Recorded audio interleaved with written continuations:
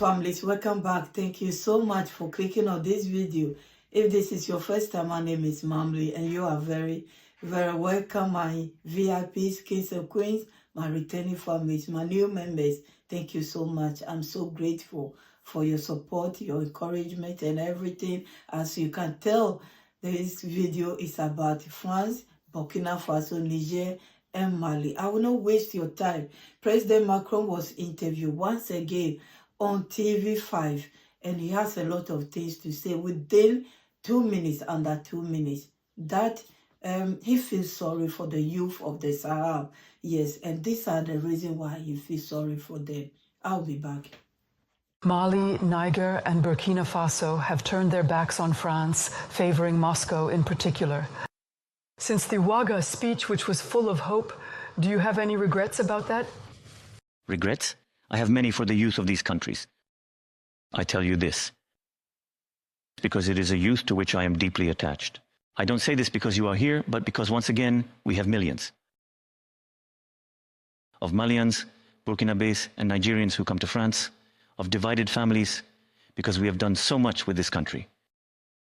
Because we have dozens of young soldiers who went to die to prevent jihadist terrorists from taking over the country. What can I do to say I am happy?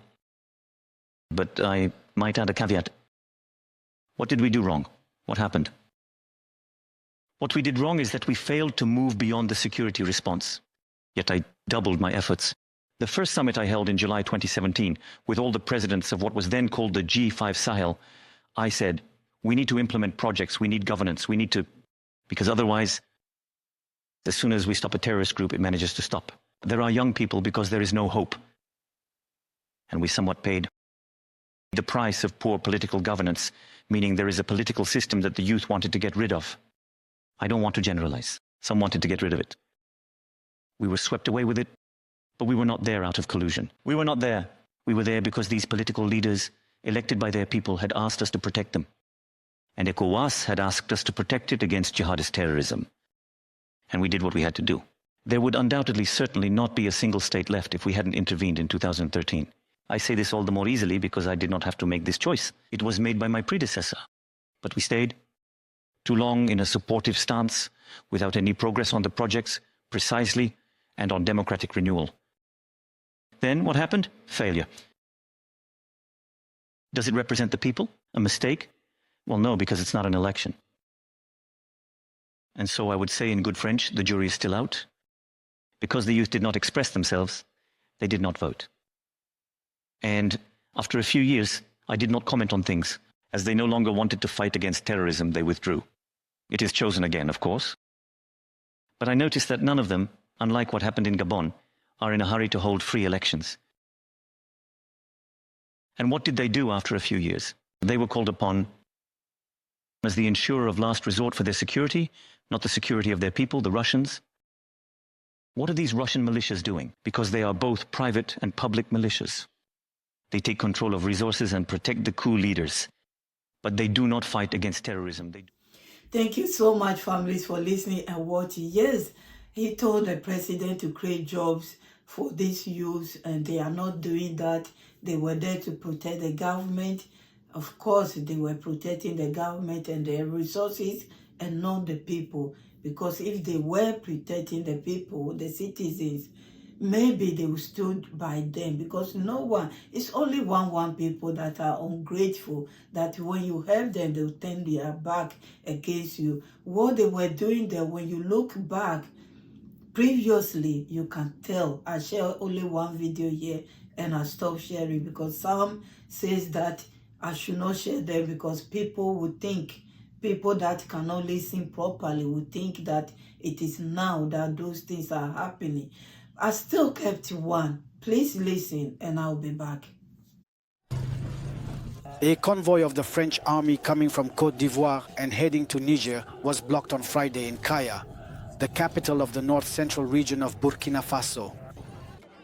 Thousands of people decided to block its path at the call of the coalition of patriots of Burkina Faso to protest against the rampant insecurity in the country, despite the agreement signed with France.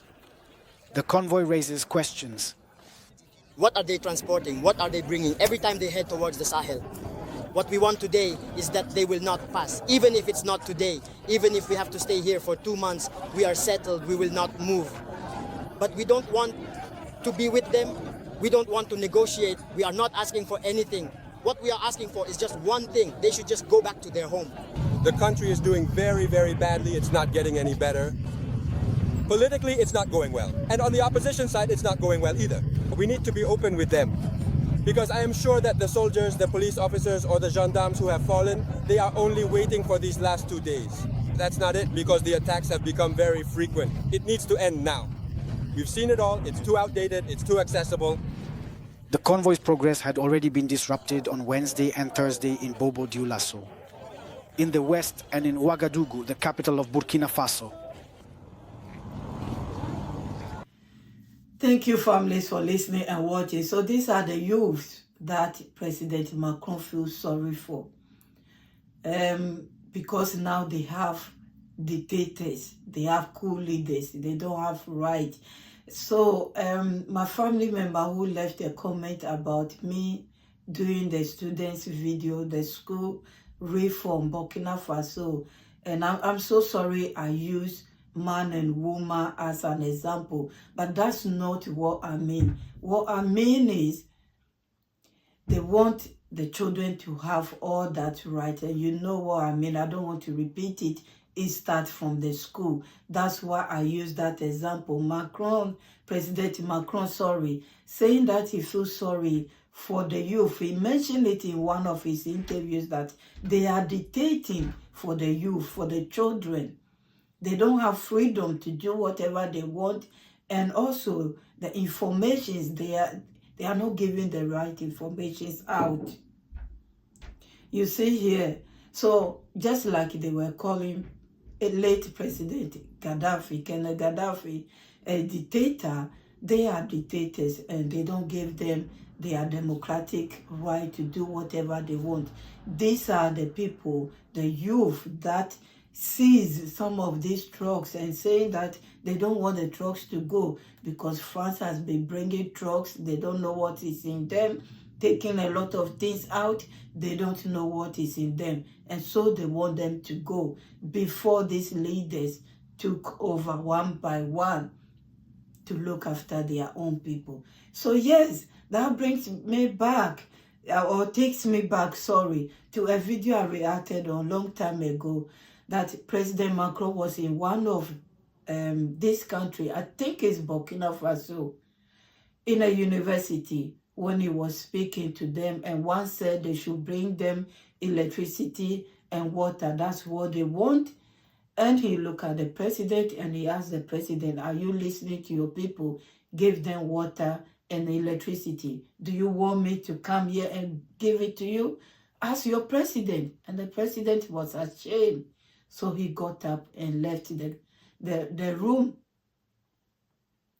What President Macron, from my understanding, he's blaming them on the leaders. Of course, he will blame them on the leaders. Because if I have my house and I do not lock the door, anyone can come in and take whatever they want.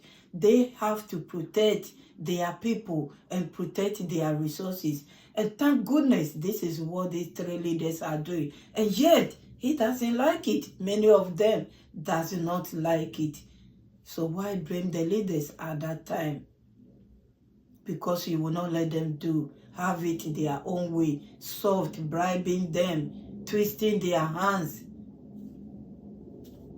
The bitterness is there, and they want it because these countries belongs to them. Whereby America and Britain will use diplomatic way, they are using force, and they will do anything. They will do anything. We all know that. The bitterness is there. They sacrificed their life. They forgot the lives that the Burkina-based Nigerians, Malians has, sacrificed to save them. They forgot. I made one video, one of the military who is still alive. I'm sure he's still alive. I think I have a picture of him. I'll put it there. He went there to fight for France. And France took them to so many countries to fight for France. So it's not one way. It's not one way, it's vice versa. They also help them, and they are still helping them because they still have their money in their banks. Yes, they are not coming back. Even if these three leaders are not there, they are not coming back because at the beginning, they didn't set a good example for the people to know that you are there for them. So I don't think they will come back. It doesn't matter what they do. I'll leave you here. I'm sorry, I'm talking too much.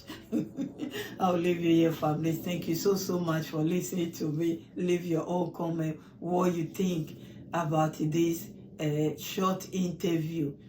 God bless you all. Credit to TV5 mode, and I think African News, I got the other one from. Credit to them all. Have a wonderful day and stay blessed. Bye-bye.